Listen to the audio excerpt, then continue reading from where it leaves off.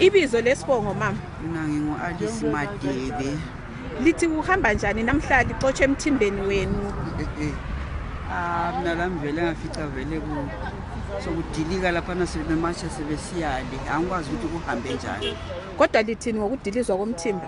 Hayi akulunganga bekungafanelanga phela. Lithi kwenziweni? Kumele kulungisiswe khona lokho. Khuluma mama njengomuntu wesintwini, ukhuluma amazwi amalutshwana. Kumele kulungisiswe ngoba ukuthi sidilizwe entweni yethu thina siyithanda akulunganga khona lapha. Kufanele ukuthi ngabe kuyalungiswa ukuthi nxa kulento enje kuqondiswe abantu labo bazenzelo abakuthandayo okwalona lelo la. Iliphi ilizwe lingalishiyela umongameli licela ukuba alikhululelani? Bisicela khona lokho ukuthi nxa sile ndaba enje lapho basikhulule senze sikhululekile.